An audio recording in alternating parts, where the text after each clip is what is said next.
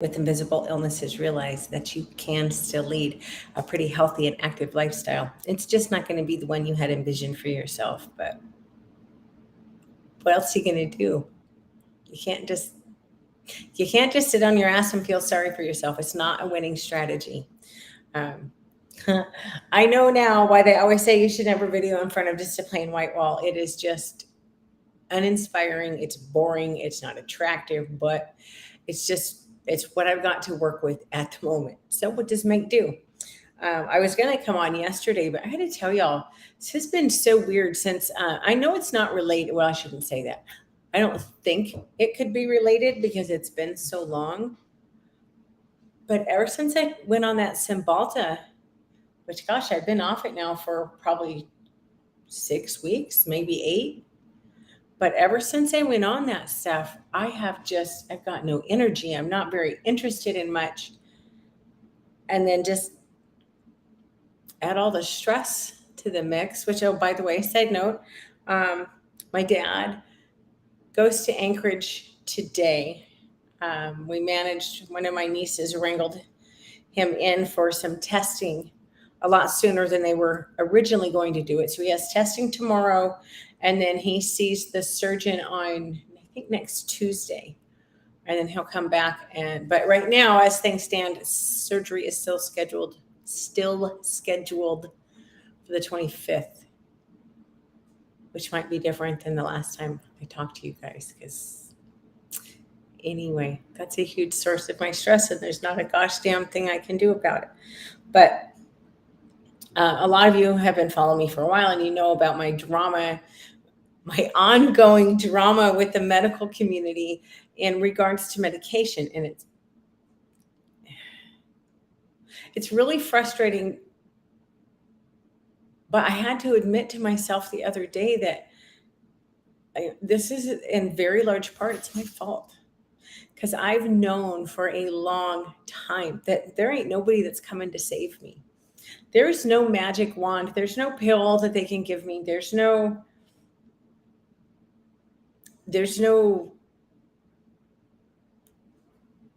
medical intervention that's going to make a really huge difference in my life. But see, for a while, I got really spoiled, and I had an incredible working relationship with a doctor here in Alaska, and I got complacent. I trusted her enough that I got complacent. Now, when I say I got complacent, I was still doing I was upholding my end of the bargain. But what I mean by that is I got complacent. Okay, having a hard time explaining this. Now I'm embarrassing myself. But I got complacent in the regards of I just assumed that since I had a good relationship with her that I was going to find that. I mean, not obviously I knew I wasn't going to find that exact tight relationship again. But I assumed that I'd be able to find somebody that would look at me and go, well, okay, you're doing everything we're asking you to do. So we're going to turn around and give you this support that you're asking us for. Because I know I can't pill this away. It doesn't work that way. Holy crap, I'm all over the place. I even have notes. This is kind of sad. But, the medical community, they don't really know how to deal with people like me. Because there is no magic pill. They can't go in and just cut something out and fix it. It doesn't work that way. And,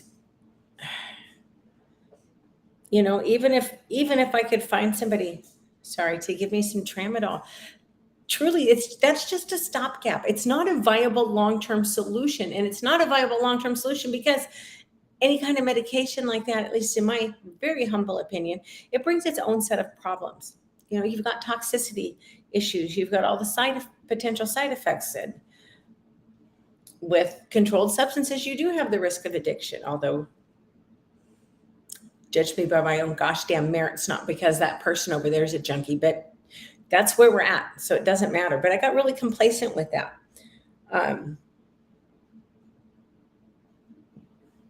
But there is nobody coming to save me. I'm not going to get that support.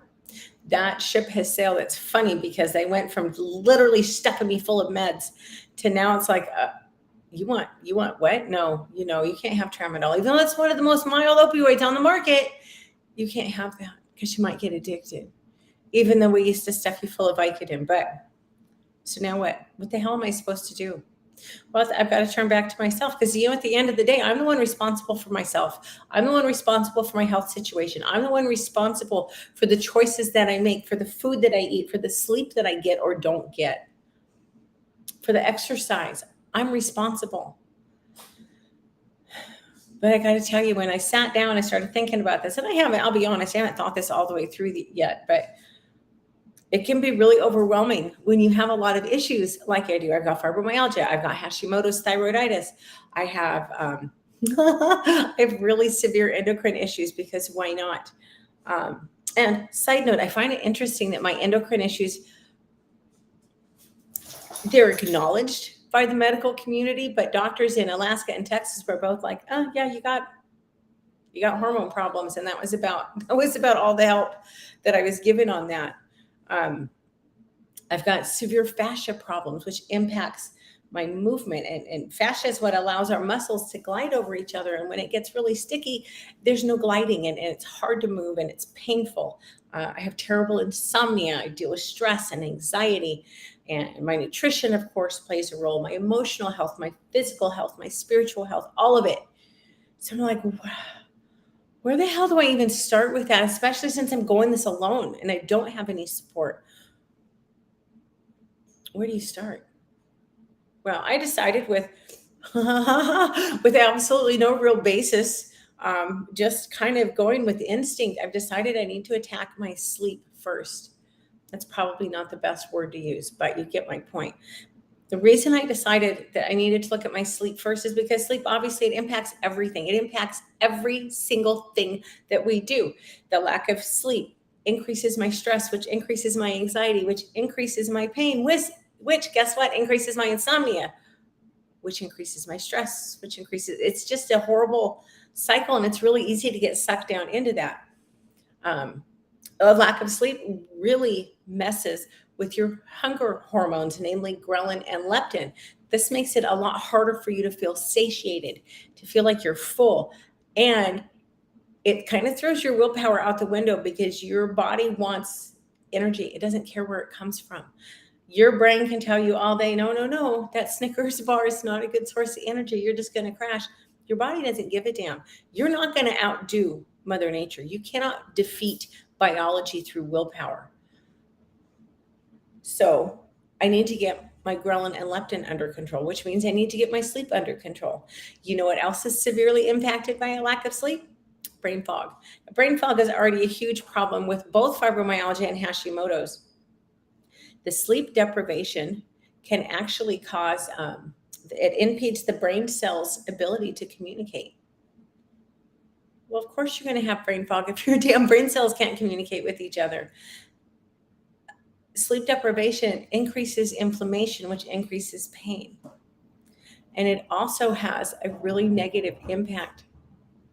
It has a really negative impact on your immune system. Sorry, I got the dogs. Which I don't need. I already have autoimmune issues. So here's my plan. I have no idea if this is going to work, but I got to start somewhere. So I'm going to reinstate a nighttime routine. I had a pretty good nighttime routine going when I was in Texas, but the last few weeks, especially, I've done very little of it since I've been back in Alaska, but the last, a couple of weeks I was in Texas, I was so busy trying to get focused on getting out of there and worrying about my dad, and my whole nighttime routines went out the window. So I'm back to prayer and meditation at night, reading and reflection time. I need to get back to journaling.